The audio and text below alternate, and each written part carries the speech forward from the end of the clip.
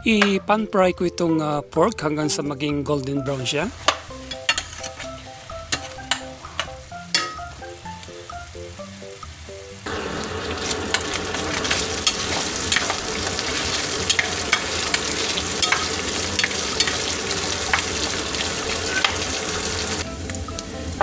Okay na itong pork na magigisa na ako. Lagi kong inuuna ang bawang.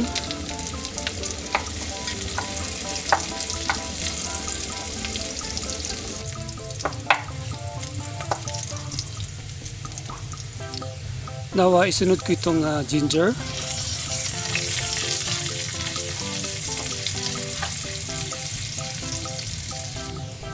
And then itong onion.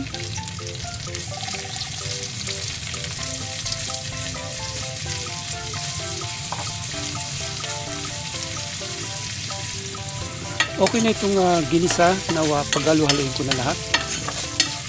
By the way, naka-medium heat lamang ako, kaya kontrolado ang paggigisa. Now ay ilalagay ko na itong ready cut okra. Frozen siya, pero okay lang. Diyan na matutunaw yung pagka-frozen niya. Madalas na ganitong ginagawa ko, hindi ko na siya binababad sa tubig para matunaw yung yelo, no?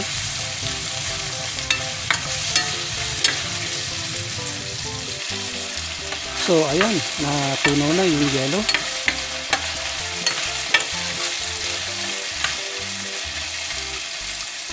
Lalagyan ko ito ngayon ng diced tomatoes.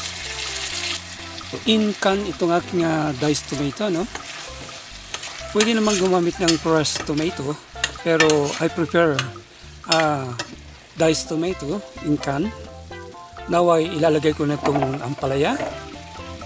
Sa English, tinatawag itong bitter gourd or bitter melon.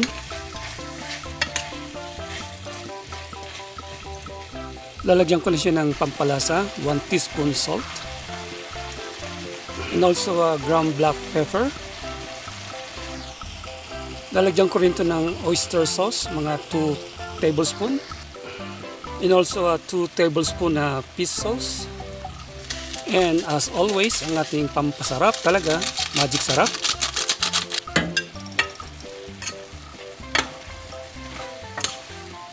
Naamoy ko na yung kanyang aroma. Amoy pa lang masasabi kong masarap ito talaga. At para lalo ito maging yummy-licious at nutritious, lalagyan ko po ito ng 2 piraso ng itlog na binati.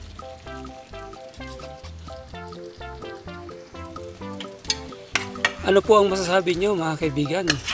Paki-comment below naman po para naman meron akong nababasa at ako'y ma-encourage. In advance, maraming salamat po sa inyong mga comment.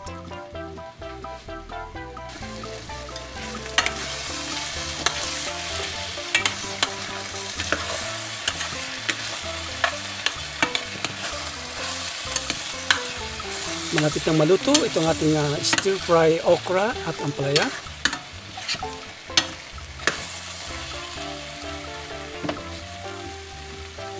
And that's it.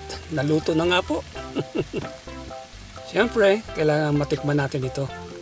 3 thumbs up. Ibig sabihin, okay sa alright itong ating ginisang ampalaya at okra mga kaibigan. At may okay sign pa. Ito na po ang ating stir fry, bitter gourd, and okra. Kain na po tayo mga kaibigan.